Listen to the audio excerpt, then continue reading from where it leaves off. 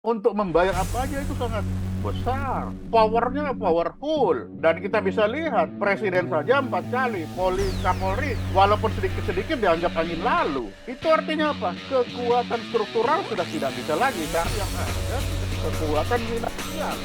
Yang saya bilang, itulah kekuasaan Kaisar Sambo. Kan saya sudah bilang ada kekuatan lain Kaisar Sambo ya ini ternyata terbukti kan.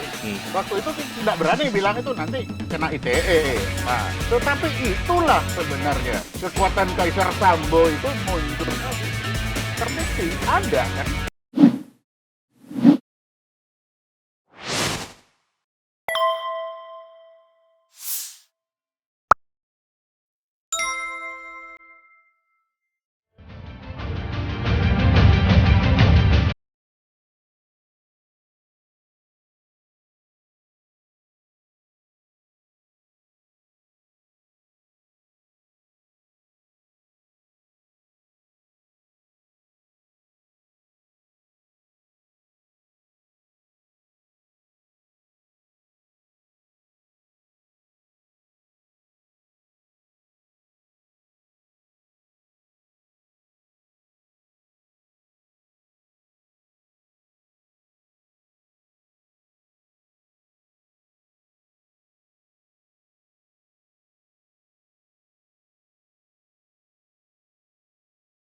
Gini Pak, kita kan dulu sudah memang sebelum ini muncul kan kita sudah bicara di sini.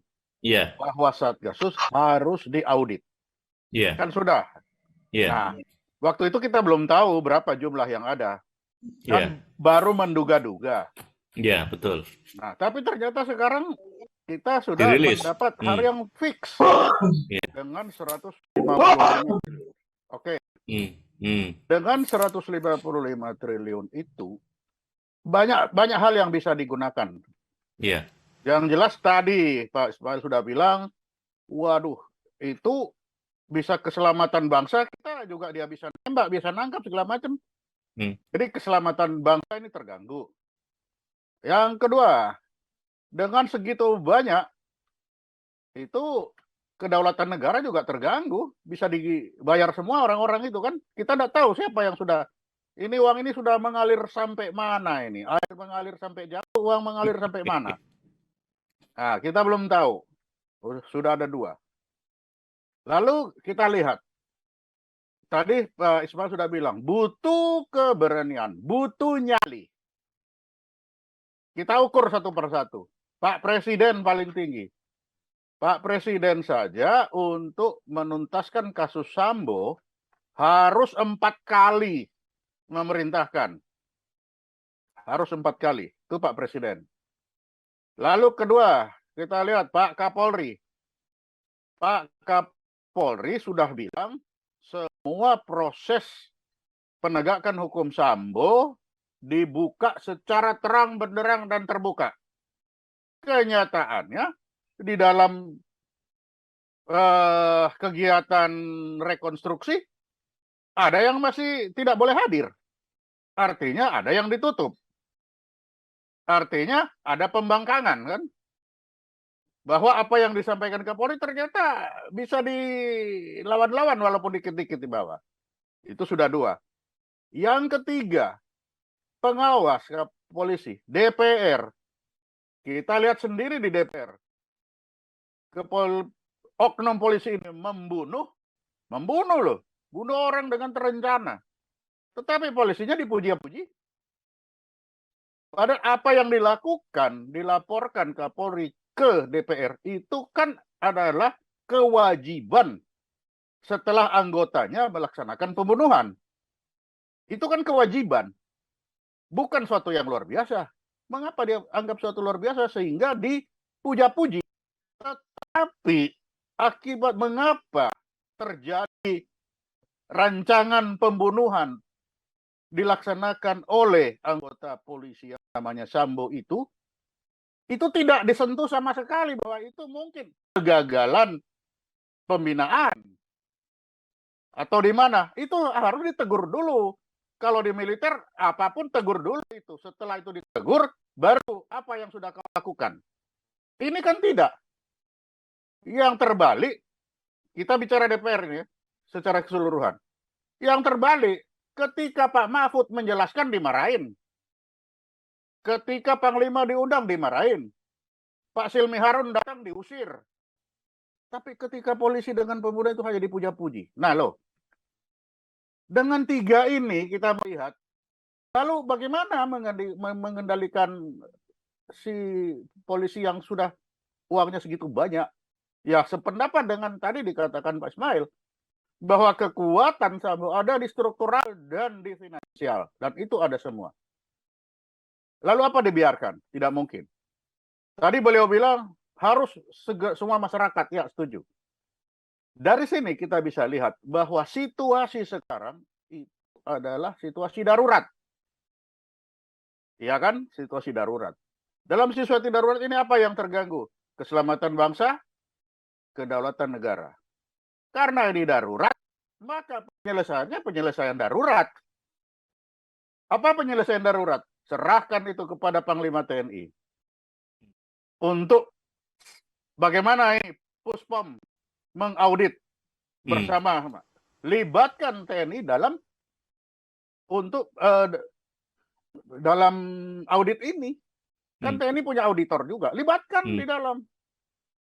Karena ini semuanya sudah dalam situasi darurat, di mana keutuhan wilayah, bukan keutuhan wilayah, keselamatan bangsa dan kedaulatan negara udah terganggu. Lah itu kan salah satu tugas pokok TNI menurut Undang-Undang 34 2004 adalah menegakkan kedaulatan, menjaga keutuhan wilayah, dan ketiga melindungi segenap bangsa, Dan ini dari 3 itu 2, melindungi segenap bangsa dan menjaga kedaulatan, Karena kalau 103 berapa triliun itu dimanfaatkan untuk membayar apa aja, itu sangat besar. Powernya powerful. Dan kita bisa lihat, Presiden saja 4 kali, Kapolri, walaupun sedikit-sedikit dianggap angin lalu. Itu artinya apa? Kekuatan struktural sudah tidak bisa lagi. Tapi yang ada sudah kekuatan finansial. Yang saya bilang, itulah kekuasaan Kaisar Sambo. Kan saya sudah bilang, ada kekuatan lain Kaisar Sambo. Ya ini, ternyata terbukti kan? Waktu itu kita tidak berani bilang itu nanti kena ITE. Nah, tetapi itulah sebenarnya kekuatan Kaisar Sambo itu munculnya di ini. Terbukti, ada kan? Dalam itu. Waktu itu kita bilang hanya audit, tapi kita tidak tahu seberapa. Ini sudah fakta. Nah, ini baru bilang, ini fakta. Saat itu kita bicara masih opini. Karena ini sudah fakta. PPATK sudah menyampaikan. Itu tidak tahu, saya tidak tahu itu PPATK itu menghitung dari tahun berapa itu. Kalau dihitung lagi dari tahun berapa, dilihat lagi, mungkin tambah besar lagi. Tapi yang faktanya ada barang itu, dan itu harus dipertanggungjawabkan. Seperti pertanggungjawabnya apa? Ya tadi yang disampaikan Ustadz Ismail. Tinggal betul pertanyaan, lalu bagaimana melaksanakan audit itu? Siapa yang punya nyali untuk itu? Karena kalau melihat itu tadi, kok pesimis. Kok Presiden aja untuk pembunuhan saja harus 4 kali. Untuk rekonstruksi saja Kapolri dilanggar begitu aja. DPR apalagi suruh. Siapa sekarang yang kita ingin? Kepada siapa kita mengadu? Masa bertanya kepada rumput yang bergoyang? Jadi kalau saya merasa ya satu-satunya sekarang tempat mengadu ya tinggal kepada tentara ini. Seperti bukan saya juga, kan kita lihat Pak Simanjuntak juga bilang libatkan TNI dalam hal ini. Memang dibilang ini di luar normal. Iya, sependapat saya ini di luar normal. Karena apa? Karena situasinya memang situasinya tidak normal juga. Yang dibutuhkan adalah keberanian untuk punya nyali untuk melaksanakan pemeriksaan ini. Siapapun kalau tidak punya nyali, tidak punya kapabilitas untuk ini, tidak akan bisa masuk. Sehingga itu yang pertama. Di TNI jelas nyali ada, kapabilitas ada, kewenangan sesuai aturan perundangan ada. Kenapa tidak dimanfaatkan? Karena situasi sekarang kita situasi darurat yang membutuhkan itu. Jadi tidak bisa biasa-biasa. Kan tidak biasa-biasa. Ya kan disampaikan Ustadz Ismail tadi, Presiden normatif-normatif saja. Tidak ada yang greget. Kan seperti itu. Lah kita yang lihat, wow. Sekian banyak itu non-budgeternya masuk ke sana kemana. Itu udah tahu itu apa segitu itu. Saya kira itu PPATK yang lebih tahu, lebih detail lagi. Iya. Iya, Jadi, Pak Ponto. saya kira itu. Iya, Pak Ponto, kalau coba memperhatikan kalau memang situasinya dinyatakan sebagai darurat kan pasti harus ada legitimasi legislasinya. Apakah itu dalam bentuk Perpu misalnya kalau dikatakan itu adalah darurat kedaulatan keamanan ya, perlindungan terhadap keamanan warga negara lah sebagai tumpah darah, melindungi seluruh warga negara dan seluruh tumpah darah Indonesia sebagaimana hal yang melekat menjadi satu bagian dari kewajiban TNI misalnya. Terus kemudian yang kedua, saya kira pertanyaan kemudian adalah seperti apa mekanisme pelibatan TNI di dalam proses audit ini.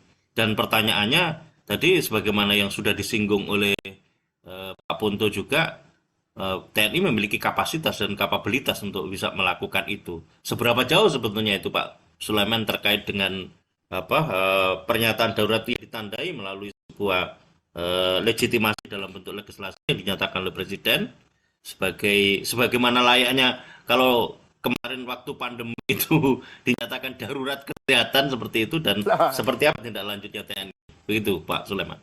Jadi Indonesia ini kalau dia bilang darurat itu kalau bicara berita viral itu darurat. Itu berita. Lalu darurat yang lain, ya tadi disampaikan Pak Ismail, turun di jalan kan itu berdarurat. Kalau tidak ada itu ya biasa-biasa saja. Nah sehingga pelibatan dari yang ketiga kalau kita melihat dari aturan perundangan, ya Komisi 1 lah bicara. Jangan hanya marah-marah doang Komisi 1 itu kepada TNI.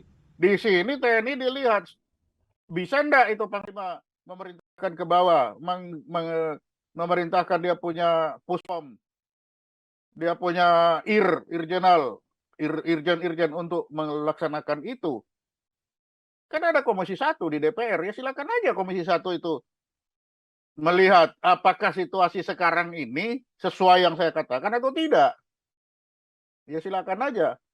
Kalau Komisi 3 kita sudah lihat sampai sejauh itu saja. Nah sekarang Komisi 1. Ya terus kepada siapa lagi kita ngadu kan? Kepada rumput yang bergoyang. Kepada saluran konstitusional yang sudah ada mestinya ya.